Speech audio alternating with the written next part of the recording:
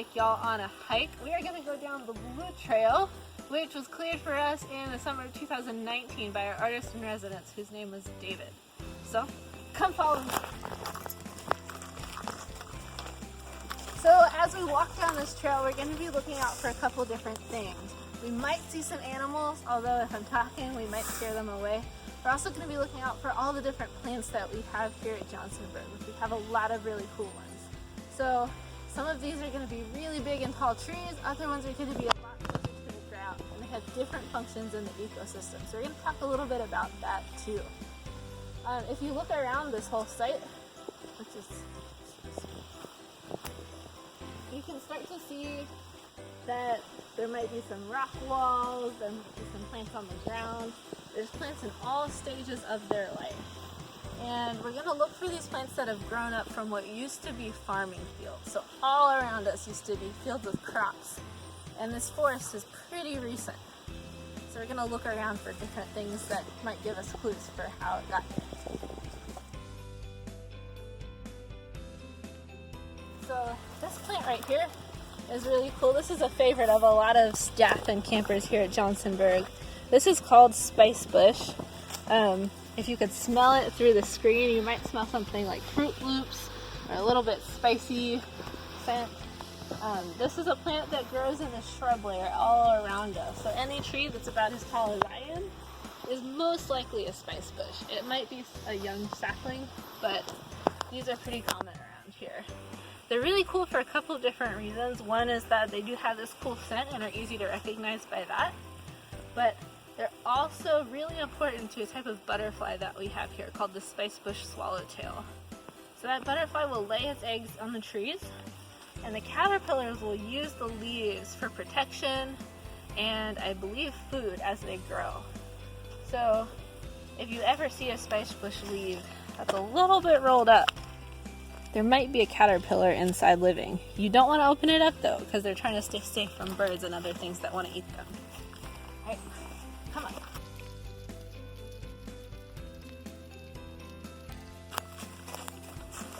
So another thing that we can look for while we're in the forest are trees and other plants that are at varying stages of decomposition.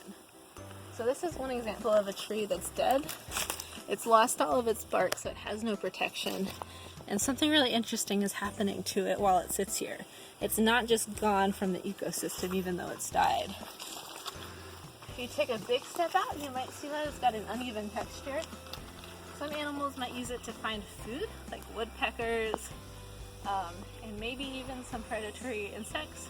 If you get closer, you might see that there's little tunnels dug in through it. And oftentimes beetles will dig these tunnels as they eat the wood. And it's not just food for the beetles at that point, because they become food for other animals, and they also make that nutrients more available to anything else that might be growing from soil as this tree starts to fall, or for other animals that eat the soil, like worms and bugs and lots of cool things like that. So keep an eye out. On the other hand, this tree, which I believe used to be a cedar, is not decomposing as quickly. And that is most likely because these trees are really good at soaking up iron. So as they get all that metal up into their wood, it makes it a lot slower for them to decompose because it's harder for things like beetles and fungus to eat it.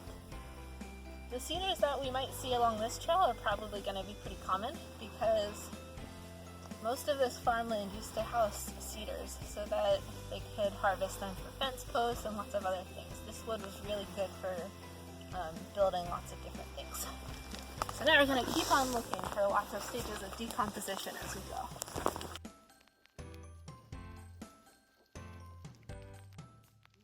But if you see a turtle in the wild, make sure that you're very respectful of his space. That's why we're not getting too close to him. I don't want to pick him up because that would be really stressful for him.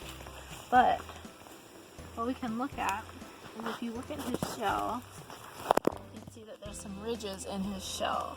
So turtles are a little bit like trees in that as they get older, every little scale of their shell grows ridges. Every turtle also has 13 of these big scales. Well, not every, but most of them do. So turtles are reptiles, which means that they can't all live underwater, and some turtles are only land turtles. So if we peek under here, these are some of those detritivores, those animals that eat the soil and make nutrients come out for others. So we've got a couple slugs in here making a home in the soil. And these are just the ones we've seen. There are so many animals that make their homes in the soil and make it healthy for all the plants and trees that grow there.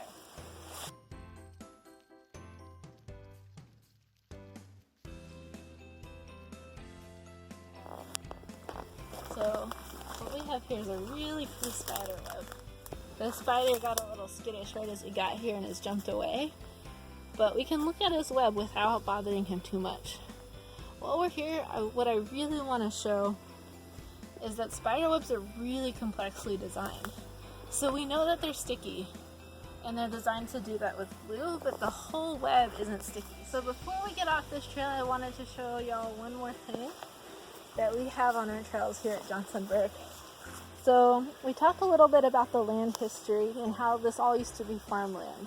In between being farmland and being camp as we know it today, this land belonged to the Stevens Institute of Technology. They used it for a summer camp for their engineering students to learn about surveying and all sorts of other things that you need to be outside to learn. So all over camp you can find these big cement markers that were used for surveying, right? They used them for surveying, and now we just use them as cool landmarks to remind us of all the different phases that this land has been through.